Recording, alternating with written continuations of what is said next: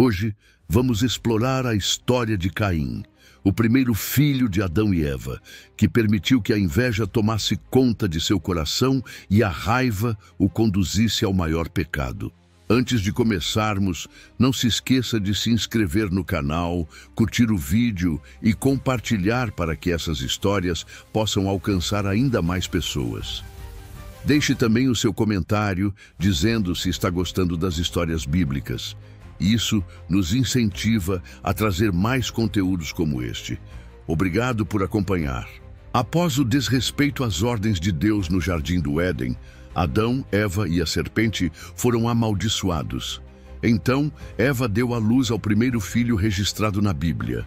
Em Gênesis 4:1, lemos: Adão conheceu Eva, sua esposa, e ela concebeu e deu à luz a Caim. E disse: Alcancei do Senhor um homem. O nome Caim pode ser entendido como eu o adquiri, ou aqui está ele. É possível que Eva acreditasse que Caim fosse a semente prometida por Deus, o libertador que viria dela para cumprir a profecia e reverter a maldição da serpente. Talvez ela tenha pensado que segurava nos braços o Messias, o Salvador do mundo. Na realidade, Eva segurava nos braços o primeiro assassino da humanidade. Em Gênesis 4:2-5, a história continua. Mais tarde, Eva deu à luz Abel, irmão de Caim. Abel tornou-se pastor, cuidando de ovelhas e cabras, enquanto Caim se dedicava ao cultivo da terra. Com o passar do tempo, ambos apresentaram ofertas ao Senhor. Caim trouxe frutos da terra, e Abel ofereceu os melhores primogênitos de seu rebanho, incluindo as porções de gordura.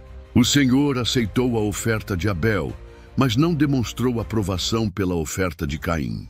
Isso deixou Caim profundamente indignado, com uma expressão de raiva e hostilidade. A oferta de Abel, que incluía sangue e os melhores de seu rebanho, era agradável a Deus, enquanto a de Caim, composta por frutos da terra, não recebeu a mesma aceitação. É importante notar que, conforme Levítico 2, ofertas de cereais eram aceitáveis a Deus, mas não como expiação pelo pecado. A verdadeira diferença entre as ofertas não estava no tipo, mas na atitude dos corações de quem as apresentou. A oferta de Abel foi aceita devido à sua devoção e sinceridade, enquanto a de Caim foi rejeitada, refletindo seu coração distante de Deus. Isso gerou em Caim uma ira profunda e um desânimo que mudariam para sempre o curso de sua história. O orgulho foi, sem dúvida, a raiz do problema de Caim.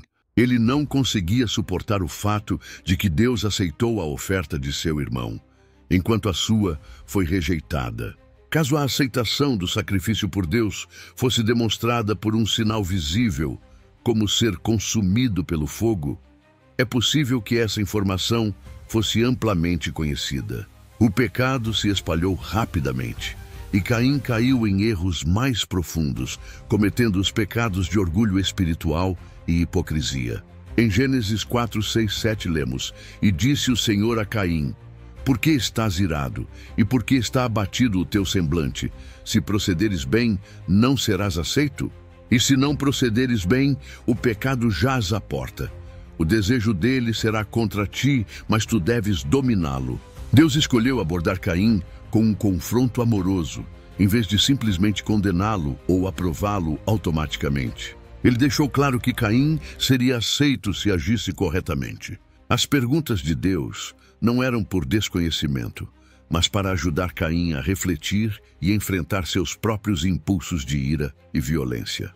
Deus queria que ele reconhecesse sua condição e escolhesse dominar o pecado que o rondava.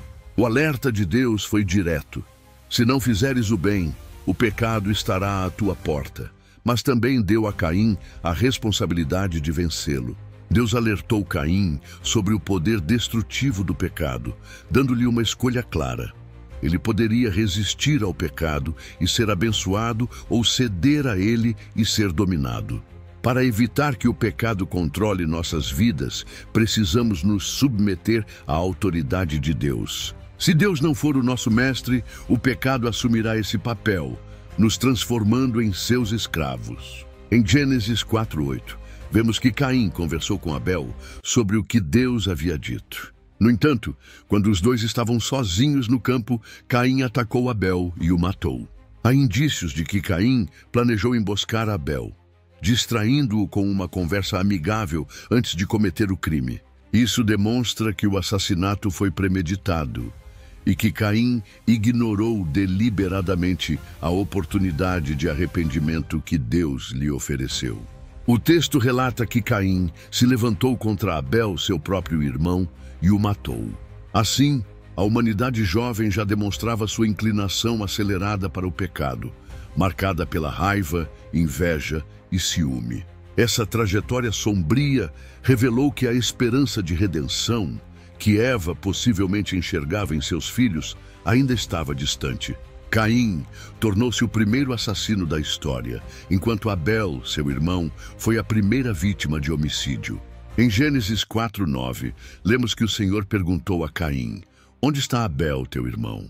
Caim, em uma tentativa de esconder seu pecado, mentiu dizendo: "Não sei." "Sou eu o guardador do meu irmão?" Deus, é claro, já sabia a resposta, mas fez a pergunta para dar a Caim a oportunidade de confessar seu pecado e começar a corrigir seus erros. A tentativa de Caim de enganar a Deus foi inútil e completamente absurda, uma vez que nada está oculto diante de Deus. Sua resposta famosa, "Sou eu o guardador do meu irmão?", revela não apenas a sua insensibilidade, mas também o quanto ele falhou em cumprir o papel que deveria ter: cuidar de seu irmão. Em vez disso, ele tornou-se seu assassino, movido por um motivo tão básico quanto o ciúme. Caim matou Abel não porque Abel lhe causou algum mal, mas porque tinha inveja de seu sucesso espiritual. A raiva de Caim era alimentada por um ciúme espiritual, um tema que Judas 11 destaca ao alertar sobre o caminho de Caim. Uma vida de incredulidade e religiosidade vazia, marcada por ciúme, perseguição aos piedosos e ódio assassino. Em Gênesis 4, 10, 12, Deus confronta Caim diretamente dizendo: "O que fizeste? A voz do sangue do teu irmão clama a mim desde a terra. Agora, maldito és tu pela terra, que abriu a sua boca para receber da tua mão o sangue do teu irmão." Deus amaldiçoou Caim, declarando que mesmo que cultivasse o solo, ele não daria os seus frutos, marcando a severidade das consequências de seu pecado. A terra não produziria mais para Caim, ela resistiria a fornecer boas colheitas. Ele seria condenado a vagar como um fugitivo, sem lar ou rumo, vivendo como um exilado perpétuo, um pária marcado pela desgraça. Deus declarou: "A voz do sangue do teu irmão clama a mim desde a terra." Esse conceito de sangue clamando a Deus é mencionado várias vezes ao longo da Bíblia. Por exemplo, em Números 35, 29 e 34, vemos que o sangue derramado de assassinos impunes contamina a terra. O sangue de Abel clamava por justiça e julgamento, enquanto o sangue de Jesus traz uma mensagem superior de graça e misericórdia. Hebreus 12, 24 destaca Jesus como o mediador de uma nova aliança que une Deus e a humanidade. O sangue de Jesus, aspergido como sacrifício, fala de perdão e reconciliação, diferentemente do sangue de Abel, que clamava por vingança. As bênçãos e maldições descritas na Bíblia não são aleatórias, mas seguem princípios eternos. Para entender essas leis espirituais, é na palavra de Deus que encontramos clareza. Após o assassinato de Abel, Deus colocou uma marca em Caim que carrega um significado profundo na narrativa bíblica. Essa marca tinha o propósito de protegê-lo, garantindo que ninguém o matasse como vingança. Foi um ato de misericórdia divina, funcionando como um escudo contra a morte, apesar da gravidade de seu pecado. Assim, Deus demonstrou que mesmo diante do erro de Caim, ele ainda exercia graça e preservava sua vida. Caim ainda manteve o direito à vida, mas a marca que recebeu também carregava uma dimensão de maldição. Ela era um lembrete constante do terrível ato que ele havia cometido, da maldade que introduziu no mundo e das consequências de suas ações. Essa marca simbolizava sua condenação a uma vida de errância e isolamento, separado de sua família e da comunhão com Deus. Pelo resto de sua vida, Caim carregaria o peso de seu pecado, sem possibilidade de escapar das repercussões de seus atos. A marca de Caim ilustra a complexidade das ações humanas diante de Deus, mesclando elementos de misericórdia e julgamento divinos. Era um símbolo vívido de que, mesmo diante de pecados graves, Deus é capaz de demonstrar misericórdia ao permitir que a vida continue, mas sem eximir o culpado das consequências e memórias de seus atos. Após o assassinato de Abel, Caim partiu da presença do Senhor, conforme registrado em Gênesis 4:16, e dirigiu-se para a terra de Nod, a leste do Éden. Esse afastamento de Deus e o ato de homicídio condenaram Caim a uma vida de errância, vagando por terras desconhecidas. Além de Caim e Abel, Adão e Eva tiveram outros filhos e filhas, como mencionado na Bíblia. No entanto, seus nomes e detalhes sobre suas vidas não são especificados. A narrativa bíblica dá maior importância aos eventos envolvendo Caim e Abel, ressaltando as lições espirituais e morais derivadas de suas histórias. Na narrativa bíblica, alguns personagens desempenham papéis mais destacados, como Caim, que encontrou uma esposa na terra de Nod.